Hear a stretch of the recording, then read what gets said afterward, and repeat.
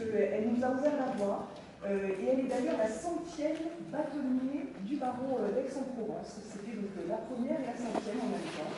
Elle n'exerce plus depuis un certain nombre d'années et pourtant elle est toujours là puisqu'elle continue à œuvrer au sein de notre barreau, au sein de différentes commissions, que ce soit la commission déontologie, la commission histoire du barreau, elle est également défenseur des droits, j'oublie un certain nombre de choses. Elle en fait beaucoup et elle sera aujourd'hui chroniqueuse aux côtés de notre chroniqueur judiciaire. Merci à tous. Je laisse la parole à Madame le bâtonnier pour présenter Monsieur Régis Durand-Soufflant, mais je veux avant cela lui offrir au nom du barreau un petit présent qui n'est autre qu'un stylo pour l'écrivain. Alors,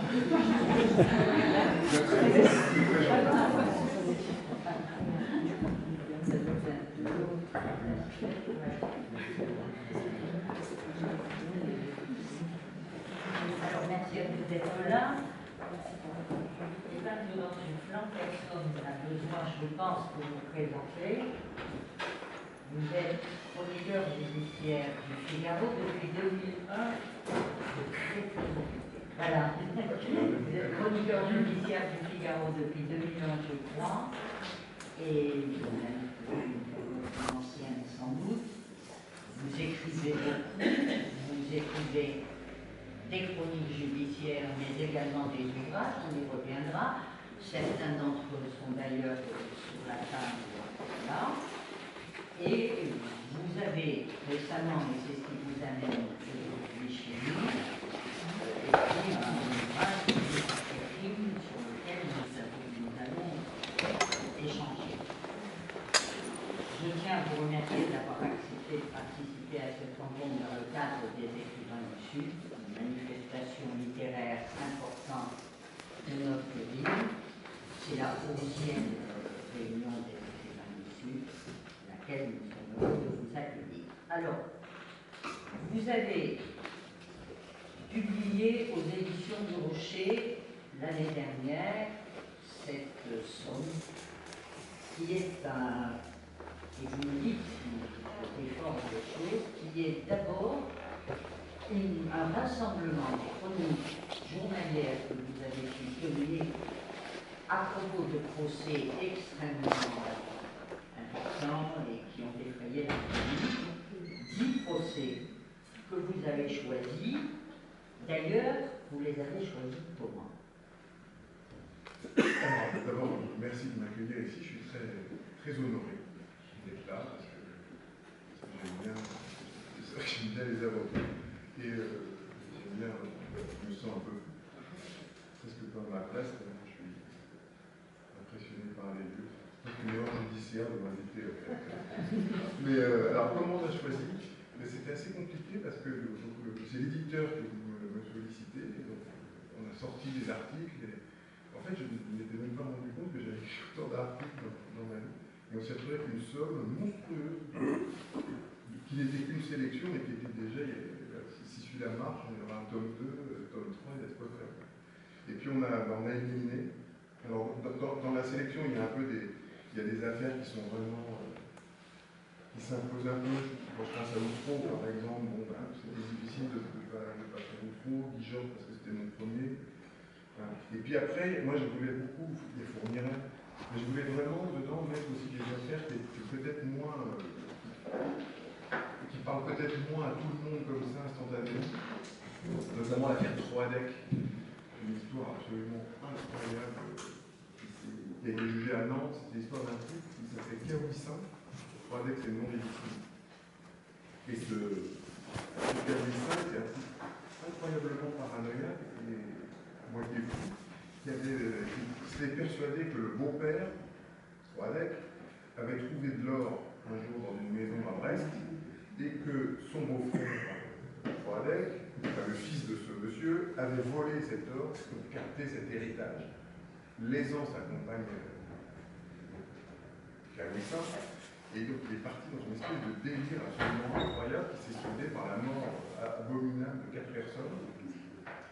Et donc il a été jugé à Nantes. Et ce qui était extraordinaire vraiment, c'est que l'accusé, donc Imeri Kawesa, est toujours persuadé qu'il y a de l'or. Or, on sait qu'il n'y en a pas, mais il est toujours persuadé qu'il y en a, et il est dans un délire interprétatif permanent.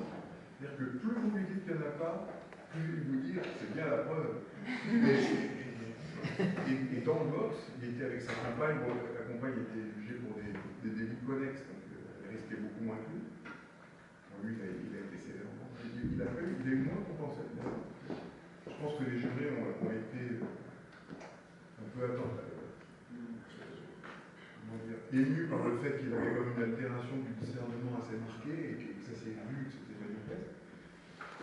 Mais voilà, donc moi j'ai voulu qu'il y ait cette affaire 3DEC parce que je trouve que l'affaire 3DEC elle montre bien, même avec un effet loup, ce que j'aime moi dans ma pratique de chroniqueur judiciaire, et qui n'est pas du tout la même que, c'est comme les médecins, vous avez les dermatologues qui doivent penser que les ophtalmos sont des imposteurs. Nous, les chroniqueurs judiciaires, on n'est pas des faits diversiers. Le fait divers, en général, c'est pas notre truc. Et moi, les faits divers, ça m'intéresse moyennement. Ce côté, courir derrière les policiers, tout ça, c'est pas ma tasse de thé. Moi, ce qui m'intéresse, c'est vraiment le procès. Comment ça marche. J'ai une approche, je pense, un peu comme un mécanicien. Avec le capot, puis on regarde comment marchent les différents rouages de cette machine à juger. Et avec cette chose extraordinaire, qui n'est pas d'ailleurs le registre du fait diversier, c'est que, il y a parmi vous des avocats, ils le savent très bien, les affaires criminelles, il y a toujours dans les affaires criminelles, même résolues, une part de mystère. Il y a toujours un truc qu'on ne va pas appréhender. Parce qu'on ne peut pas se mettre complètement à la place de quelqu'un qui a commis la transgression ultime. Et si vous laissez de côté les crimes dits professionnels, il y a les règlements de compte mafieux, les tueurs en série et les terroristes, qui sont d'une manière ou d'une autre. Est-ce que le micro est nécessaire?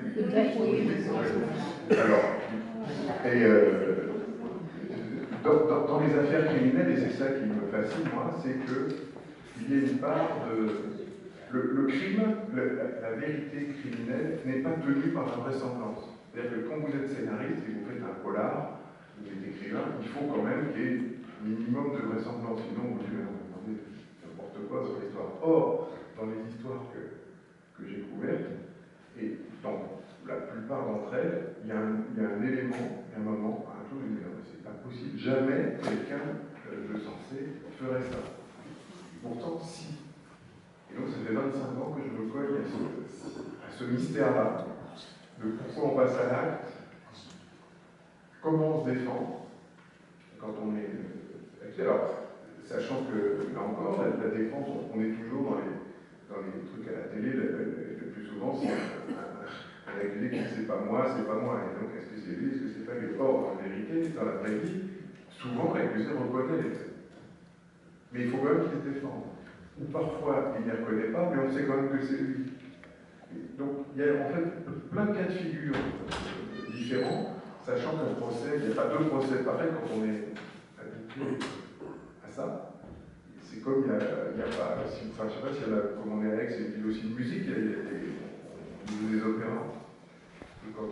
Il n'y a pas deux Don Giovanni pareils. Donc on peut jouer une fois à Bastille, et puis après au Mexique, c'est mieux là-bas, parce que ceci, parce que ça. Le procès, c'est pareil. Voilà. Donc je suis très très passionné par mon métier encore. Et à chaque fois, je me dis, c'est le dernier que j'en ai eu beaucoup quand même. Et à chaque fois, je repars un peu comme un débutant au bout de dès que ça commence, dès que le rideau se lève, ça y est, c'est reparti. Vous allez un peu vite, parce que vous anticipez sur toutes les questions que j'avais envie de vous poser. Alors, vous anticipez. Non, mais c'est très bien, c'est très bien. Vous avez d'ailleurs parlé dans un de vos ouvrages du moment où le procès bascule. Frisson d'assises, c'est un ouvrage que vous avez publié qui est justement centré sur le moment où le procès change, parce qu'il se passe quelque chose d'assez extraordinaire. Mais on va revenir peut-être à la liste des affaires que vous avez sélectionnées. J'avais envie de vous poser une question. Vous avez dit déjà, quelque part, l'affaire qui vous avait le plus intéressé, enfin, que vous avez tenu absolument à mettre dans le livre, l'affaire Troisdel. Laquelle a été éliminée que vous auriez souhaité voir dans ce livre? Ah, il y en a trop. Il y en a trop. Il y en a trop. Il y en a trop, on a vraiment dit qu'on y allait vraiment à la tronçonneuse, parce qu'à chaque fois, quand même, c'est des... Ce qui est, en les relisant, d'ailleurs, j'ai redécouvert, parce qu'après, j'en ai oublié des choses, et en relisant, je me suis replongé dans ces affaires, et c'était très curieux et assez troublant, d'ailleurs, dans les ambiances. Je me suis revu, je vais vous donner un exemple, parce que moi, à chaque fois, il me revient, au procès de Patrice Allègre, qui était un tueur en série, qu'on a écarté parce qu'on avait mis Guy Georges, on s'est dit on ne va pas faire non plus les fourragères. Et en plus, c'est pas très gai. Et je me souviens au procès de Patrice Allègre à Toulouse, une fois une audience, il y a eu un moment où lui, il reconnaissait à demi-mot, il reconnaissait, mais il ne voulait pas expliquer très bien, il donnait des détails. C'était très pénible. C'est un type très dur, Patrice Allègre. Et une de ses victimes était d'origine portugaise. Et à un moment, au moment pendant le procès, on a entendu de manière un peu inattendue un hurlement. Vous savez, des choses qui vous glacent les sangs, comme on dit, et c'était la mère de la victime, dont j'ai appris par la suite qu'elle avait, avant le procès, dormi sur la tombe de sa fille. En plus, c'est une histoire épouvantable parce que les flics de Toulouse étaient vraiment une grande guillemets, ils avaient classé ça comme suicide. Ils en avaient classé 2 d'ailleurs comme suicide, alors que les indices sur place, il était évident que ce n'était pas un suicide. Et cette femme donc pousse ce hurlement. Donc, vous savez, quand vous faites ce métier, vous êtes très concentré. Et puis moi je prends énormément de notes, parce que j'ai peur de tout oublier. Des notes que je relis en général pas d'ailleurs, parce que j'ai pas le temps, mais j'ai tout noté. Alors je note hurlement, et je rentre écrire mon article à l'hôtel.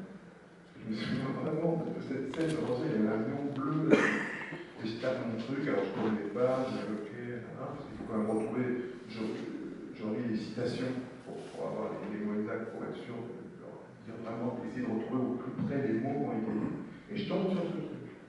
Et donc je dis à ce moment-là, je vois c'est les mains cri, et je vois des larmes qui tombent sur mon clavier, comme ça. Et en relisant, j'ai revu et j'ai revécu, c'est presque que j'en ai repleuré. C'est vraiment des moments extrêmement forts qu'on vit dans les cours d'assises et qu'on vit d'ailleurs, à ma connaissance, nulle part ailleurs, sauf que je parle des opéras, ça peut arriver des fois dans pour là, ce qui me concerne, des moments vraiment d'émotion intense, sauf que là, c'est la vraie vie, qu'il y a des morts, que c'est horrible. Et voilà, et tout ça pour vous dire qu'il y a une espèce de dédoublement, parce qu'il y a le chroniqueur qui est sur place et qui doit rester concentré pendant l'effort, et qui après, on revient, on est un peu habité par tout ça. Oui, j'avais d'ailleurs envie de vous demander, est-ce que vous n'avez jamais... Alors, la particularité du rôle de chroniqueur judiciaire par rapport à un journaliste ordinaire, c'est justement ce que vous venez de dire. Et est-ce que vous n'avez jamais eu envie de quitter la salle et de tout laisser tomber? Jamais. J'ai horreur de quitter la salle, je suis extrêmement paranoïaque et je pense que quand je quitte la salle, c'est là que ça va se passer. Donc c'est horrible. C'est à chaque fois, donc j'essaie d'écrire le plus vite possible en général et de revenir. J'aime pas trop écrire dans la salle, parce que en temps, en général, j'aime bien écrire dans l'inconfort. Sur un banc dans le couloir et pour pas y rester longtemps et revenir pour vérifier que le gars n'a pas avoué quand je vais le tourner. C'est jamais arrivé. Et ce qui est formidable dans la chronique judiciaire, justement, je parle de ces émotions qu'on vit, parce qu'on est quand même pas des brutes, on a un cœur, et c'est que la chronique judiciaire permet c'est quelque chose de très littéraire. C'est l'exercice, je pense, le plus littéraire du journalisme. Parce que ça permet de raconter une histoire, de faire de chaque récit des histoires. En tout cas, moi j'essaie de faire une petite nouvelle. Je pense qu'on pourrait le faire. Dans le journalisme, il y a un autre domaine qui pourrait s'y prêter, et malheureusement, les confrères de Contrapro, c'est le sport. Je je pense qu'on pourrait chroniquer le Tour de France ou un truc un peu comme ça. Mais il faut à ce moment-là, et je le fais moi pour la chronique, c'est que au moment où le procès commence, en fait, l'histoire elle-même m'intéresse assez peu. C'est le fait divers lui-même, parce que les procès qu'on couvre en général dans la presse nationale, c'est des grandes affaires, comme on dit, le plus souvent, qui sont déjà très connues. C'est-à-dire quand le procès Guy Georges s'ouvre, on sait tout de Guy Georges. Ça a été écrit, publié, etc. Donc moi, je n'ai pas envie de raconter tout ça. J'ai envie de raconter comment on juge et l'effet que ça peut produire sur tout le monde. C'est un peu de la psychologie, je ne sais pas comment vous dire ça. En tout cas, je pense vraiment littéraire. Moi, ce qui me passionne, c'est les mots et trouver les bons mots, comment raconter des choses horribles sans les raconter, parce que je pense que d'écrire des choses horribles, raconter j'ai couvert des procès d'attentats, notamment je me souviens dans le RER en 95, vous savez, les islamistes qui avaient fait sauter le RER à Saint-Michel. Bon, on a eu les dépositions, des premiers secours, des légistes et tout. Sûr, vous pouvez faire frémir pour de mal, c'est pour raconter les boyaux partout. Et ça ne m'intéresse pas du tout. Il y a toujours dans un procès des moments, des mots qui sont en général, alors dans le cas d'émotions prononcées par des proches, et qui sont beaucoup plus qu'une description de blessures ou de litres de sang répandus. Et d'ailleurs, chacune de vos chroniques pourrait faire l'objet finalement d'une petite nouvelle à part. Oui. C'est ce qui est intéressant, c'est ce caractère littéraire de votre travail. Comment se remet-on d'un procès d'assises? Vous avez, et c'est vous qui l'avez dit, vécu avec Fourniret. Ah, c'est pas que je ne conseille pas. Comment se remet-on on s'en remet très mal de Fourniret. Moi, ça m'a mis un mois pour reprendre une vie normale après ça. C'est un procès qui avait duré 2 mois. Il y a Charleville-Mézières, c'est pas Aix-en-Provence. Et en plus, c'était le début, fin d'hiver, début de printemps, il faisait très froid, et même de la neige parfois. Et les criminels, il y a toutes sortes de criminels, et les tueurs en série, il y en a plusieurs sortes. Et en fait, le tueur en série, c'est un cocktail. Il est psychopathe et pervers. Et voilà, j'en parlais hier avec un type avec qui je dînais, et je disais, c'est comme le Bloody Mary, vous pouvez mettre plus de tomates ou plus de vodka, ça sera toujours du Bloody Mary, mais ça ne sera pas le même goût. Les tueurs en série, c'est comme ça. Alors, plus ils sont psychopathes, plus on est dans la brutalité, c'est pas l'extérieur, et plus ils sont pervers, plus c'est pénible. Alors, il y a Émile Louis, on n'a pas dit non plus, mais bien pervers, et au maximum, c'est fournir à quelqu'un. Réussissait l'exploit d'être le Bloody Mary surdosé, c'est qu'à la fois plein de tomates et plein de vodka. Mais sa perversité était telle que ça vous rendait malade. C'est-à-dire que, et ça, je me souviens bien, il était, j'aime bien m'asseoir toujours à la même place. Et il était, je sais pas, comme la bibliothèque, donc prêt. Et sa proximité, rien que sa proximité physique était toxique. Et je ne peux pas trop vous le décrire. Ce que je peux vous dire, c'est que je reconnais les tueurs en série. Si vous me mettez dans un procès et vous ne me dites pas ce qu'a fait le gars, si c'est un tueur en série, au bout de 10 minutes, je le sais. Et c'est vérifié. C'est quelque chose de très très spécial. Il Fourniret très particulier parce que c'est vraiment le pervers qui jouit du mal qu'il a infligé et qui jouit de le raconter ou pas. Et à un moment, il arrive, Fourniret lui-même.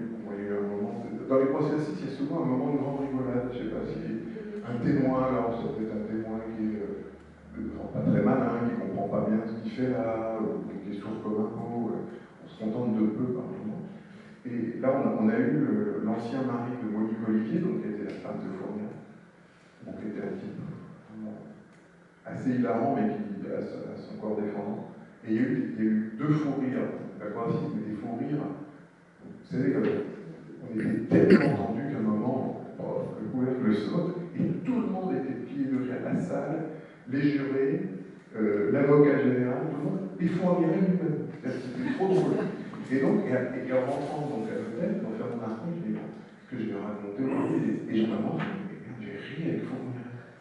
Et ça m'a mis dans un état un peu de dépression. Un peu mon état naturel en même temps, mais j'ai ri avec Fournier. Et c'est encore un truc qui me. Ça veut dire qu'on pouvait. À la fois que c'est pas un monstre, parce qu'il n'y a pas de monstre hein, pour la mais et donc tout ça pour répondre à cette question, enfin, on s'en remet quand même. En général, il faut 8 jours.